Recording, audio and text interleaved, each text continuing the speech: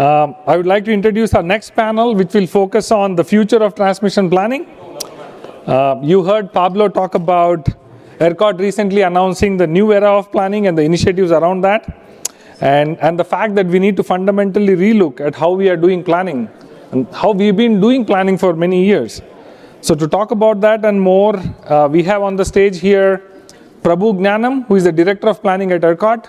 We have Kamran, who is the Vice President of Transmission Planning and Analysis at AEP. We have Eithar Nashawati, who is the Senior Director of Asset Planning at Oncor. We have Cathey, who is the Vice President of Engineering at Southwest Power Pool. And we have Dr. Tom Overbye, Professor Electrical and Computer Engineering, Texas A&M. Prabhu, take it away. Thank you. So, can everybody hear me? It's good? Okay. Yeah, thanks, Venkat. So, when I looked at the schedule for the summit, I was just like wondering why transmission planning like this late, right? You can all imagine as we are getting close to the peak hour, I'm pretty sure everybody is like overwhelmed or overloaded with information, innovation. So, this is a great time to talk about transmission, I guess. I think Venkat put a lot of thought into this, or I suspect somehow AI is involved in this. With Venkat, it's always AI.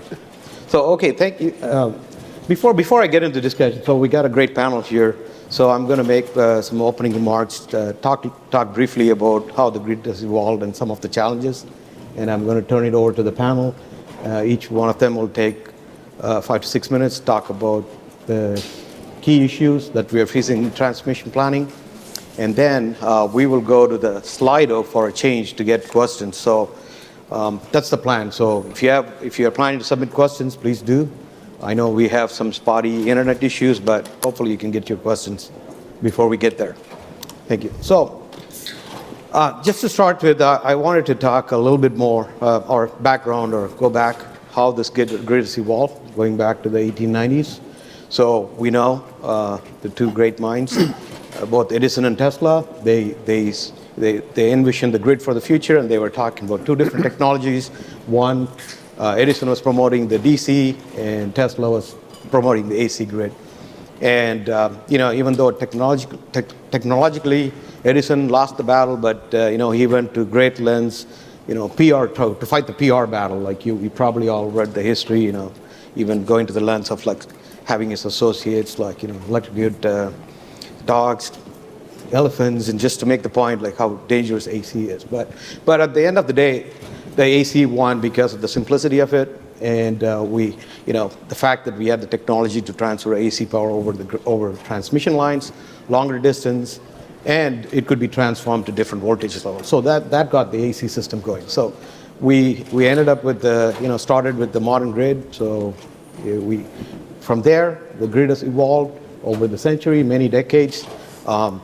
So with the grid, obviously we are where we are today, where we have over 450,000 miles of extra high voltage transmission system that connects various parts of load and generation, and it's one of the most complex systems that we have in the plant now. So I think over the time, as the grid evolved, we have gotten pretty efficient in delivering power to the customers. The grid, every aspect of the grid, every equipment that connects the load and generation has gone through technological advancement.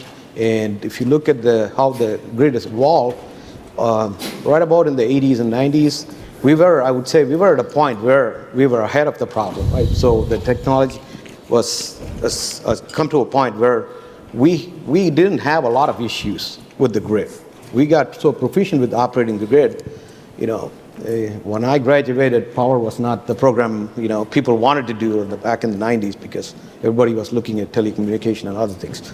So after that, of course, with that came a lot of technological advances. You had fact devices, HVDC. I'm pretty sure Edison is probably thrilled there is a place for DC in our modern grid.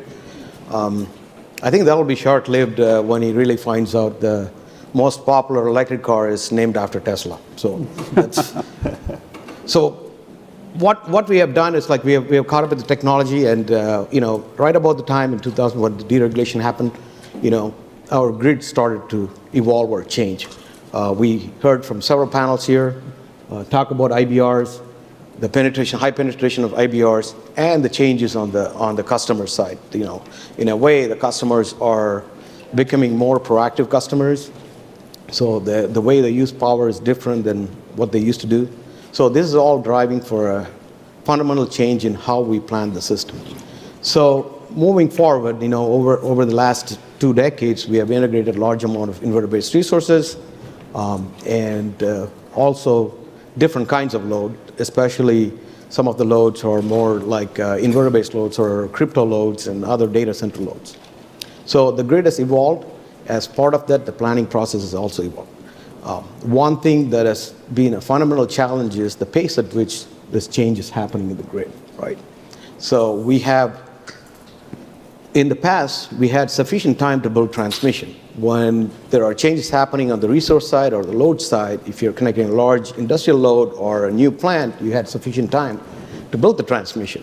But now that those timelines have gotten shorter, especially in ERCOT, we are very efficient in integrating resources. So we're looking at less than 2 to 3 years for integrating new resources. And majority of them are inverter-based resources. And we are also seeing similar shift on the load side, where we are getting a large influx of data centers and other loads, which has a very short timeline. You're talking about connecting data centers, which is up to a gigawatt or more in a period of like 18 months to 24 months. So all this thing has shortened not one thing that has changed is the amount of time it takes to build the transmission. It's still, we are pretty efficient in ERCOT building transmission. We could build transmission, new greenfield projects, anywhere from 3 to 6 years. So that's, pretty good compared to a lot of other parts of the country or the world. So even that is not sufficient. So what we are saying is, the planning cycles we talk about, we look at 6 years out.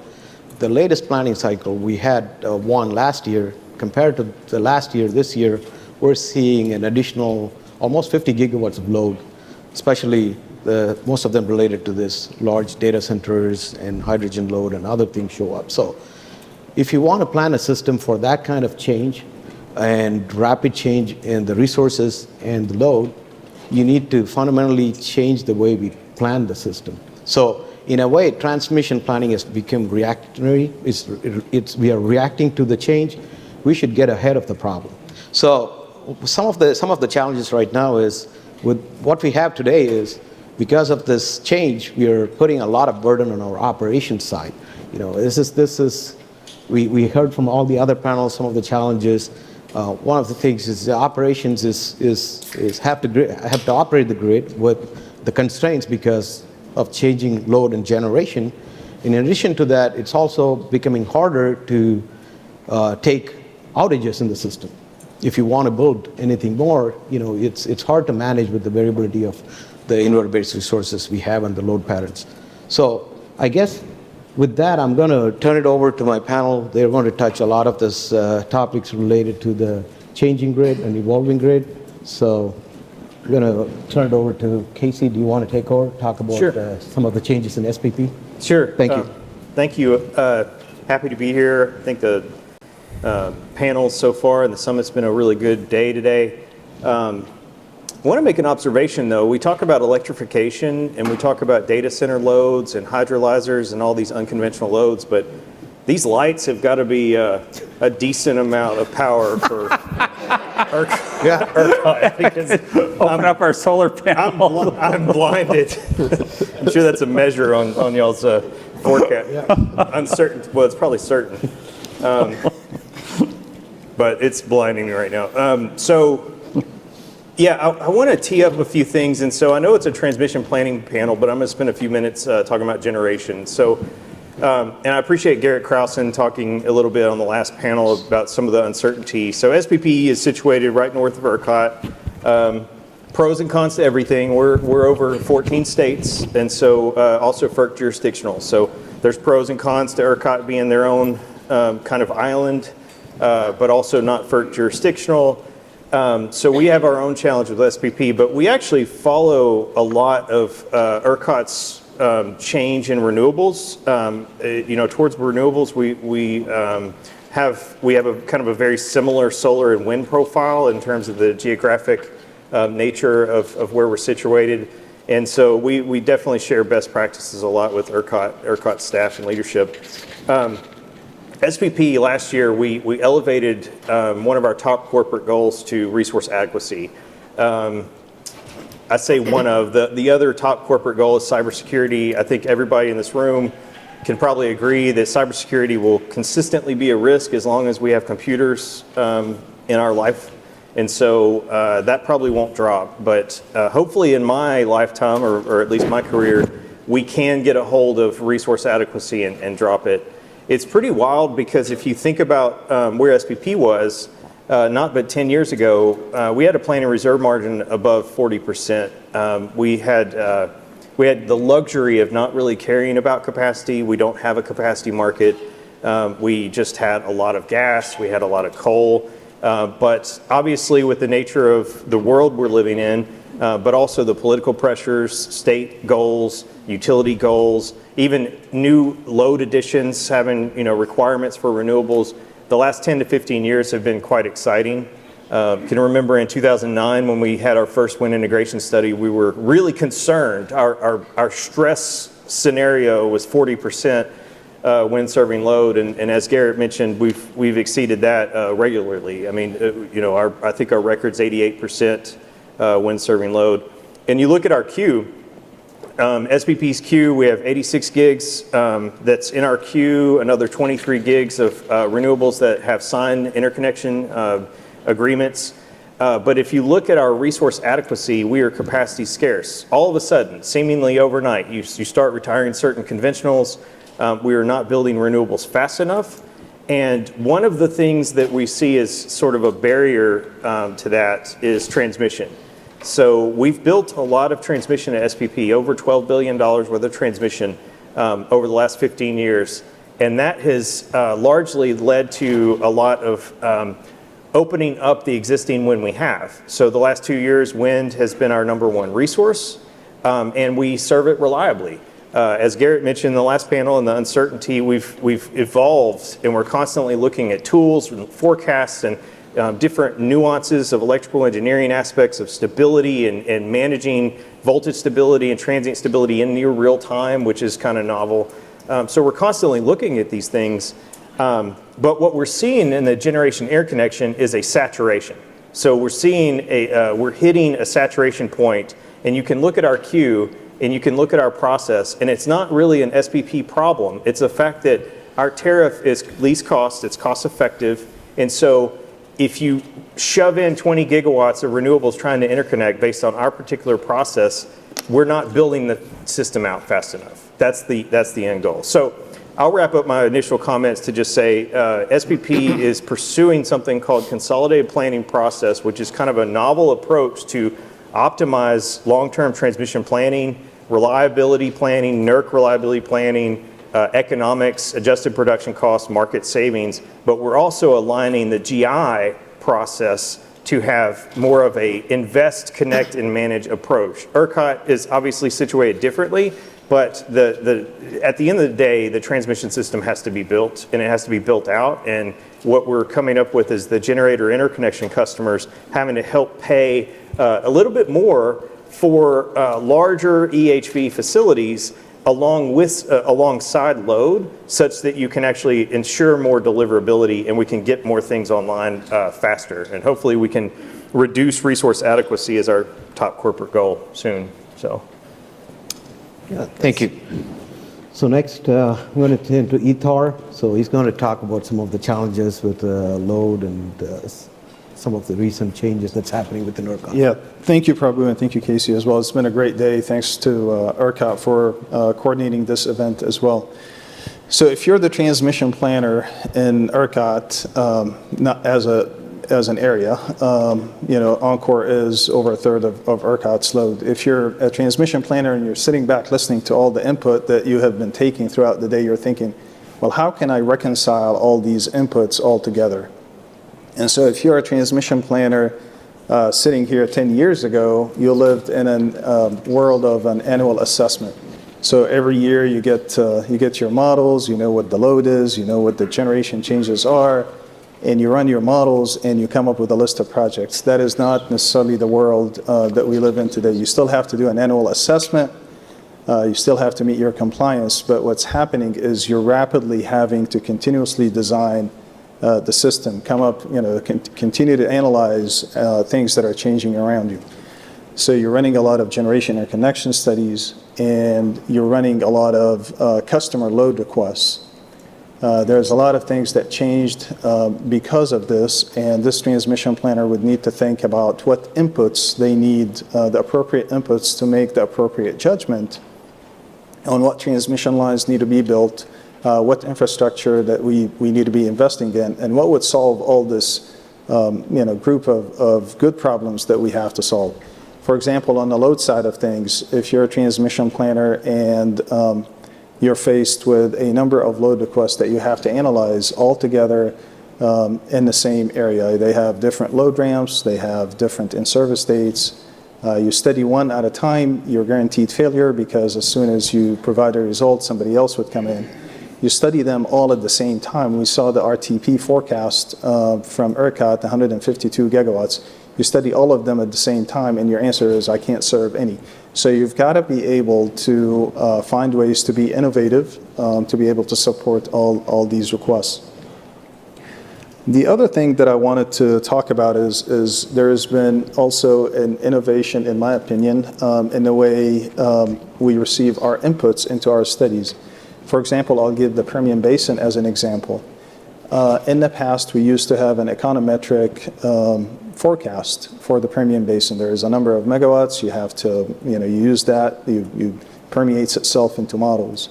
Over the last few years, we decided to go to a more sophisticated model of forecasting loads in the Permian Basin. It's based on the underground mineral and the entire value chain of the oil and gas process.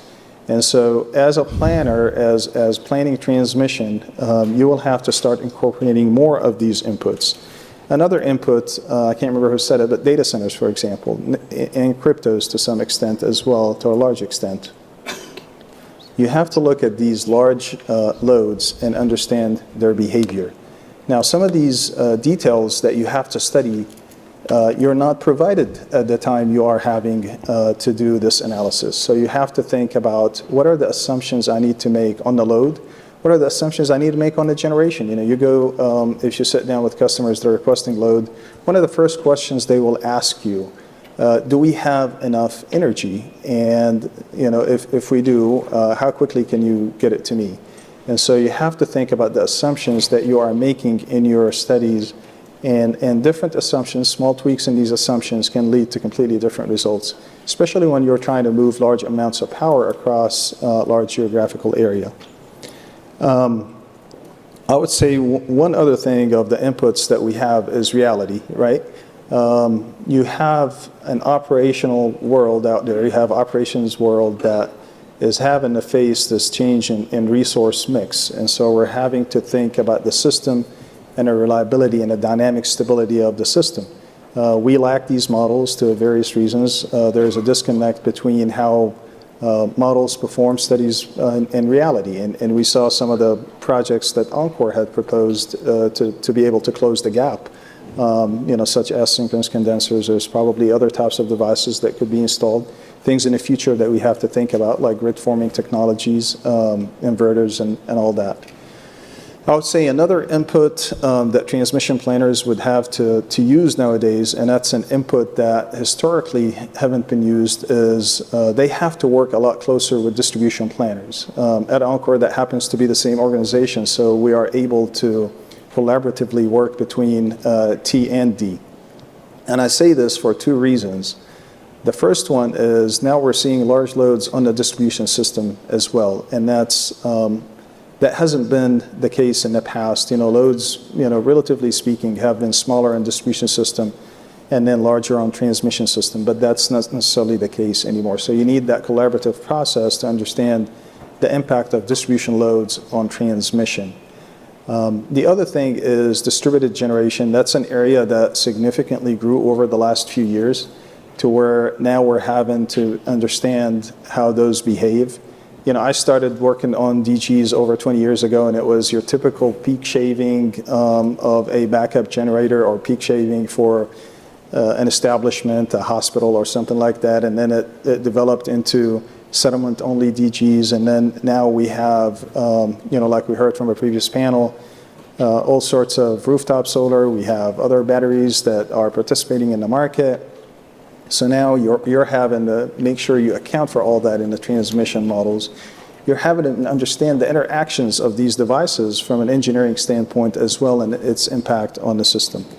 So if I put all this together, a transmission planner will need to reconcile all these and provide a solution that is credible and that would ensure safety and reliability at the end of the day. To do this, we have to think, we're in an innovation summit, so we have to think about how do we do this and then what kind of innovation is needed. We need to think about, for example, large loads may not be interconnected using the same designs that we had in the past, maybe not even using the same voltages that we had in the past. We have to think about how that impacts us having to create non-standard or new standards that we need to use so that we can enable the load and the generation interconnections. We have to be innovative across the value chain of the power system as well. So if the planner is innovative, but they can't really engineer it or procure it or construct it, that's a problem. And with the volume that we have of load and generation interconnections, that becomes a necessity. So innovation is forced. You have to be innovative to be able to meet the expectations. One last thing I wanted, and I think Prabhu you talked about, is closing the gap between the planning world and the operations. We operate the system to some extent different from how we plan it. We assume in planning that it's an intact system, and then we apply specific sets of problems to it, and we try to solve these problems. In reality, we have a completely different system that we're working with, different situations that we have not studied. So in my opinion, we need to come together from an operations and planning standpoint to be able to do this. The last thing that I want to mention is that people and tools and resources are part of this as well for innovation, for innovative transmission planning, making sure that we're able to recruit, make sure we're able to train, develop, and retain the appropriate talent is key for us to be able to achieve the largest growth that we're seeing in the history of ERCOT here. Thank you, Eithar. So that's a good segue into the next topic. So I think we all talked about the changing resource mix. So one thing that adds the complexity to this problem is the changing, events or weather conditions that's driving some of this extreme events, right? So as we plan the system, we also have to, think about, like, more and more we are talking about the resiliency of the system now, not only planning for the reliability, what are we doing to make sure, like, we ride through an event like a Uri or extreme, tornado and those kind of things. So I guess with that, I'm going to turn it over to Dr. Overbye. He's going to touch some of those weather-related things and some of the research and software development that's going to address some of those issues that's going to happen in the planning world. Thank you. Okay, thank you. I'm Tom Overbye. I'm a professor at Texas A&M.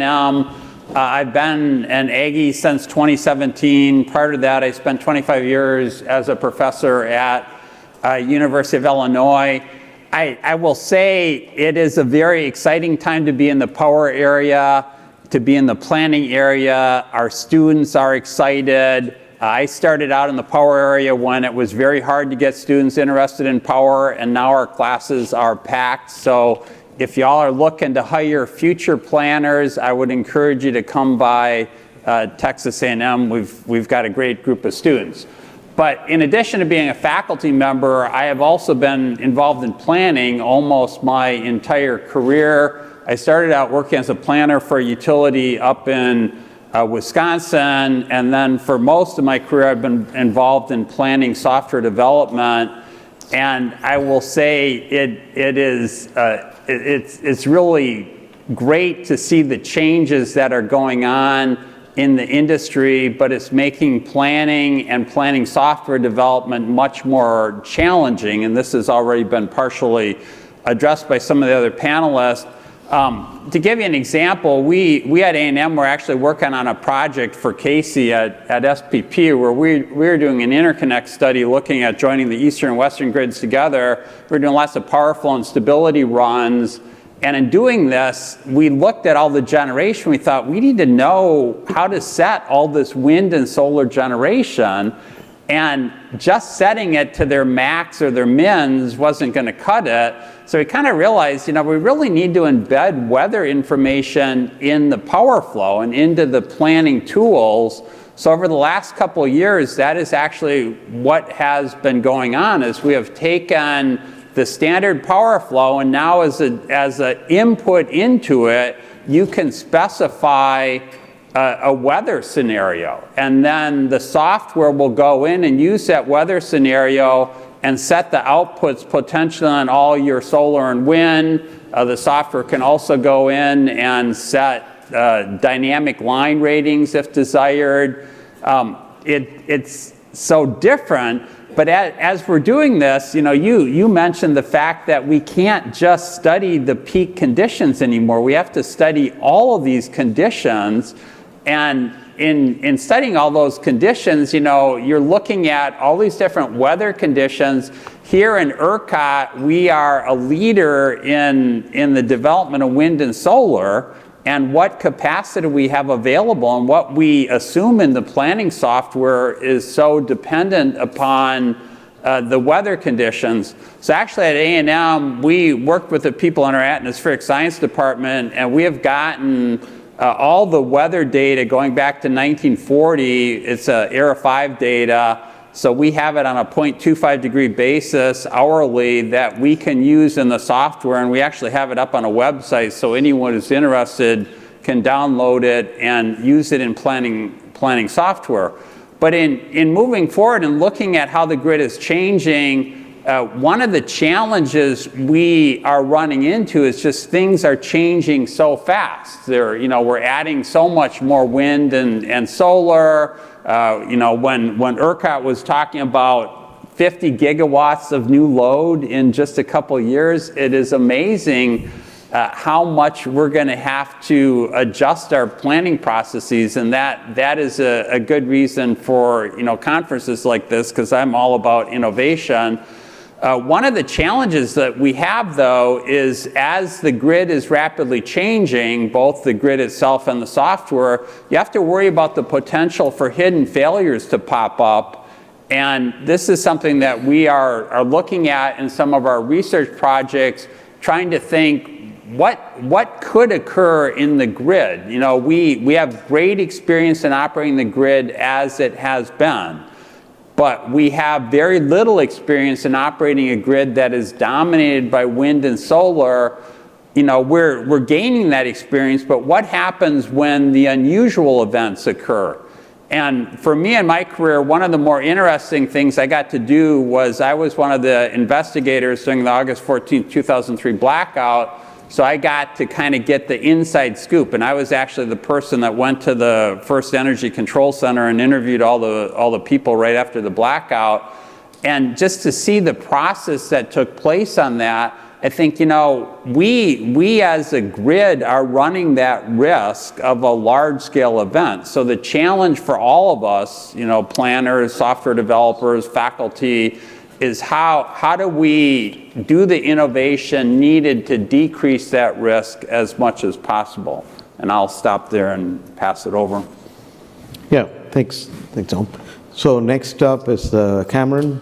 So he's going to talk about similar issues. He is, transmission in various states, so similar load growth issues, and they also have experience with some of the EHV lines.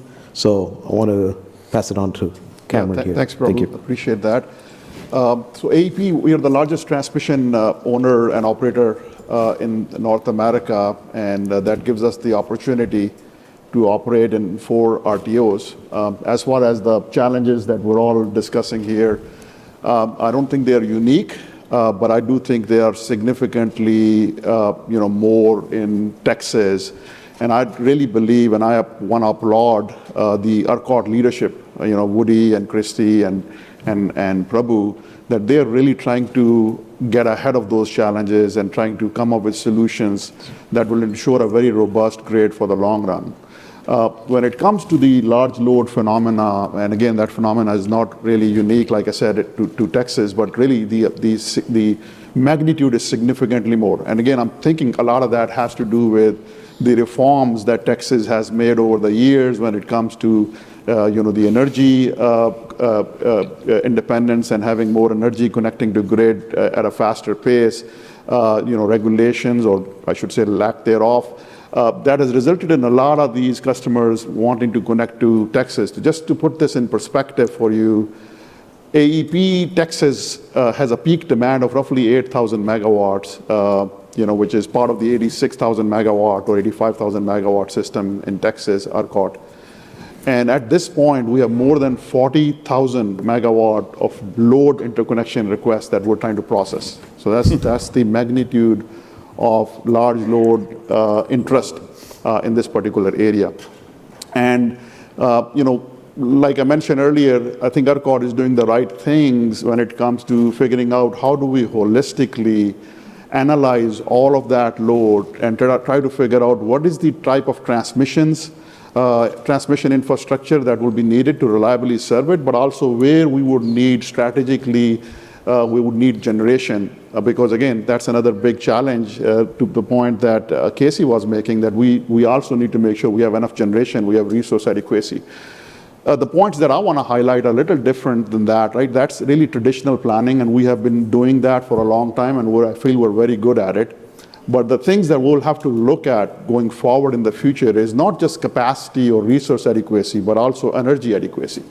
And what I mean by that is we are able to serve, let's say, customers during peak conditions, or maybe we pick 1 hour during winter peak condition or 1 hour during light load conditions. But are we able to serve customers during every hour in the year, which is 8,760 hours? And that becomes very important, in my view, especially when you have intermittent resources, when you have new load that has very high load factor. A lot of these new loads that are requesting interconnection, they're 85% load factor, so they're running pretty close to their nameplate throughout the year. During that time, are we performing the right levels of assessments to ensure that we're going to be able to supply that load, and the energy lost is going to be acceptable, right? So that's one thing that we will have to take a journey together to figure out if our system is resilient enough to deal with that. One of the in my opinion, solutions that will help us provide that hedge is making sure that we're investing a lot in our extra high voltage network. I know in the past, ERCOT has been a leader in developing the networks that today are operating reliably out there. And of course, the 345 kV network that was, in my opinion, the linchpin that brought all the generation development to Texas.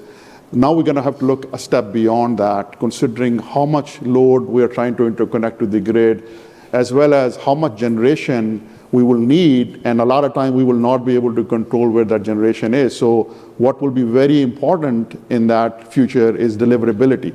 And what deliverability means is that if you have a load somewhere in Texas, in ERCOT, it can be served from any generation that is sitting anywhere in ERCOT, and vice versa. Like if you move the load around and the generation gets moved around, you're still able to get electrons from where the generators are to where the load is as it moves. And I think, again, the extra high voltage network, such as a 765 kV, will be, in my opinion, very crucial in achieving that safe, reliable, affordable grid of the future that not only serves the interconnection queues that we have reliably, but then it also hedges us against that energy adequacy concerns that I am sharing that we are not currently analyzing in our traditional planning models and assessments. And the last thing that I would mention is that, at some point we will have to take a step even beyond that and look at not just regionally, but interregionally. That may be less of a challenge maybe for an area like ERCOT, But the loads that are getting connected to the grid, the Eithar was making that point earlier, we got to understand how they would behave. And I know we have some experience in other areas of how these loads are able to behave. And again, they are going to follow price. Energy is the biggest cost most of them have once the facilities are installed. And for data centers and crypto mining especially, it is not far-fetched to follow energy prices throughout the day. So, you have operations in Texas, and all of a sudden energy prices are looking nice in California, and you have computing, power up there. There are processes that are not at, that are not being run on your computer. You can move some of that data crunching to other areas and do that. And when you do that, for the grid, you got to make sure it's a very resilient grid that can handle that much load disappearing one place and showing up someplace else. And again, that goes back to the point that we need to make sure that we're planning this next level of transmission, not just 5 years out, 6 years out, thinking about not the load that we have or the resource adequacy or energy adequacy challenges we got today, but what does that look like 20 years down the road and how customers are going to be using that power. So that is what I have to add, and I look forward to any questions you guys have. Yeah, thank you. Venkat, are we getting questions, or can I? In the meantime, I'm going to ask one question here. I know we talked about, I think one of the themes I heard is the planning as we do, perform our functions now has to change, right? And we highlighted different areas. So one of the things I heard is, yes, we need to study, more, periods within the planning horizon. It's not just like a summer peak, whether you're doing a delivery or whether you're providing the energy, or looking at some of the variabilities in weather and other things driven in there. So my question is, with the current planning tools, do you think, I wanted to ask you, do you think we have the current capability to do that with the current tools, or what are some of the things we think we need to be looking at in terms of capability and tools, including AI or doing cloud computing and all those things? So I'll start with Dr. Overbye, and who wants to chime in to do that? I think we certainly have challenges for the existing planning tools to continue to develop and meet the innovation that we need going forward. One area that is taking place is expanding what we consider power flow models to include additional information such as weather. We're looking at line ratings that are weather dependent. We're looking at we were just talking to some potential people about integrating earthquake models in, failure models. If you want to study extreme weather, will your generators fail because of cold? Will your lines fail because of winds? Things like that. So it's expanding that. Certainly AI is something that we're going to have to investigate and say, how do we take the tools of today and make them work with, say a large language model? And we have been studying that at A&M, and we hope to study it more. It's where you take the tools of today and suddenly behind the wall, so you're not disclosing any CEII information, but you have your own large language model that you can couple into. Okay. So it's a very exciting time, and we certainly need innovation. Okay. Yeah. Yeah. Go ahead. So SPP is kind of in the middle of moving towards cloud-based computing in our planning area. As an RTO and really our industry, it's sort of been historically slow to embrace such things. Maybe SIP kind of has kept us at bay, but we're starting to break that and really leverage automation. I think at the end of the day, someone needs to pay for this, right? The load responsible entities, the transmission owners, someone pays for these billions of dollars of transmission, right? And so for SPP, we have over 100 members, and it really comes down to risk assessments and risk tolerance levels, but also the confidence in that risk. So how confident are we that we're going to have 4 to 5% load growth every year for the next 25 years when you electrify everything? Some version of that is going to happen. Whether it's 2 to 3%, it's still going to be orders of magnitude more load growth than we've ever seen before. And so in order to do this, we have to be innovative. We have to be able to run multiple models. We have to run resiliency planning models. And so we're kind of in the middle of that, working through our long-range transmission. But the way you crafted that question, I would say we do have the latitude within our tariff, and our members are very supportive of where we're heading in that space. But I think there's a lot more to come in trying to be innovative, to be confident in kind of the range, really that uncertainty piece and the probabilistic planning aspect of it, and expand that out such that you can kind of back into a less regrets. I wouldn't say no regrets, but a less regrets type transmission portfolio, given all of the uncertainties that we're seeing in our long-range assumptions. All right, thank you. So, Venkat? I guess, okay, there it is. How do you weigh building new transmission versus utilizing grid enhancing technologies, dynamic line ratings, batteries, etc., to squeeze more juice out of existing infrastructure versus building new transmission? Okay. I could take that one, if that's okay. I guess, first of all, I want to clarify, a lot of time when we talk about grid enhancing technologies, I think we only use DLRs, power flow controllers, and advanced conductors, right? Those three things are used. Of course, there are a lot of other technologies out there that you could consider grid enhancing technologies, like fax devices and HVDC and things like that. If we just focus on those three, DLRs, for example, I know is a very hot topic. You gotta remember that absolutely every single tool that we have in our toolkit we should be using, and I do think these grid enhancing technologies can be a great bridge for us to go from point A to point B, but I don't think they are the only solution that is going to be required for us to go from 110 gigawatt system last year, at least projected in 2029, to 164 gigawatt system now we're projecting in 2030. They will not be a big enough bridge to get us from that point to a 164 gigawatt system.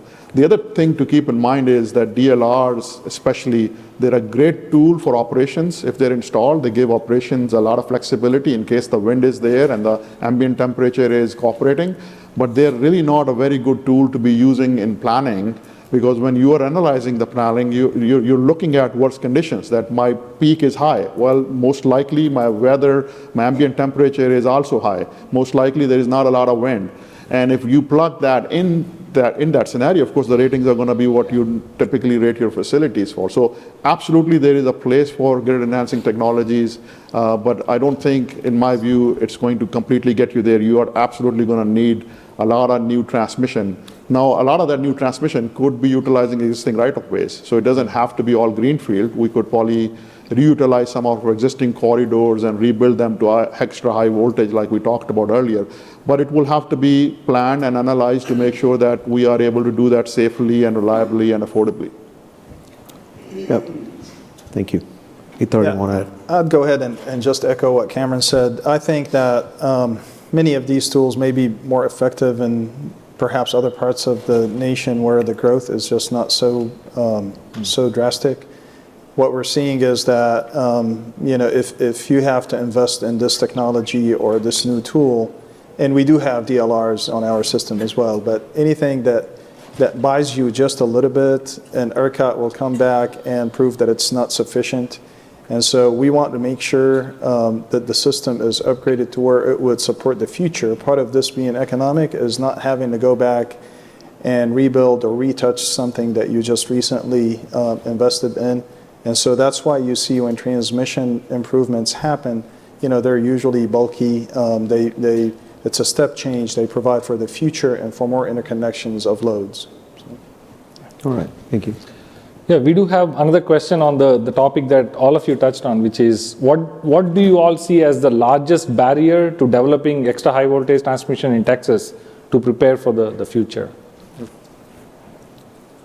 Yeah, so that's a loaded question. Yeah, I didn't want to. So there are a lot of. I'll start. So I think, I don't know what it takes, but what I feel is from the amount of load growth or the projected load growth and the changing resource mix, what we need is a system which is flexible to try or move large amount of powers between the load centers, right?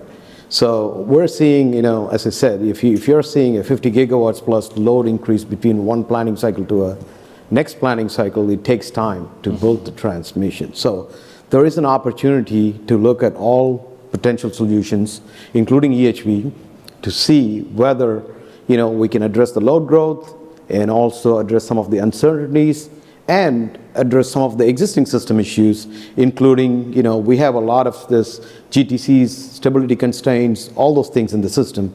So we need to look at technology or, solutions, including EHV, which could address multiple issues. And on top of that, of course, the grid resiliency is also a bigger factor, right? So you built this, bigger infrastructure that could help, right through some of the storms or hurricanes better. So I think whatever solution we need to look at all of the above. It's not just meeting the load or variations in generation. So yeah, simply it takes a lot of right of way. So you got to need a lot of right of way. But again, to Prabhu's point, of course, the first step in the process is assessing the need, analyzing the need, making sure that the solution is the right solution, extra high voltage is the right solution.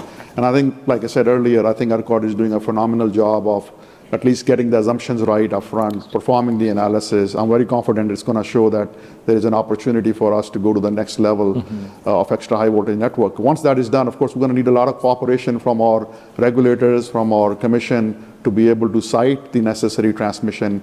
And then, of course, all the communities that we got to traverse, we're going to have to work with all of them to be able to build all of that transmission. So it's a multi-step process, and I think that's where we need to be very mindful that our customers need to know that the answer to all this load growth is yes, we are ready to serve our customers, but there is going to be time that is going to be required to build the necessary infrastructure, and we're hoping that we'll get a lot of cooperation from our customers in achieving that step.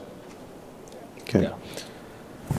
So we're getting to the 3-minute mark, so we'll probably take a couple of more questions. Okay. I think we are seeing some age-old questions that the planners have dealt for decades, I guess. When it comes to transmission planning, can you shed light and thoughts on centralization versus decentralization? There was all this talk about microgrids in the past. Now it's all sort of integrated system planning is all coming back. What are your thoughts on that? Centralization, decentralization? I'll take a quick stab on it, because we've actually had some microgrids wanting to connect to SPP recently, and it never fails that once you peel the onion on the questions, ultimately, will you withdraw from the transmission system? And the answer is always yes. There's going to be times where our wind's going to be low, the sun's not going to be out, our batteries are discharged. So at least what we're seeing with these microgrid solutions is, and it really gets down to my fellow panelists on just trying to be creative and being able to serve the microgrids, but at this point in time, it still needs to be a centralized planning coordination from a grid perspective and optimization and no harm look, because even if they're, 98% of the time they're serving themselves, that one period, they're sucking 400 megawatts at a single withdrawal point, we have to assess that and be able to serve it. So it almost detracts from the use case of microgrids. So. Yeah. Okay. So I guess we'll stop there. So wanted you all join to thank the panel here. It was a great discussion. Appreciate that. Thank you.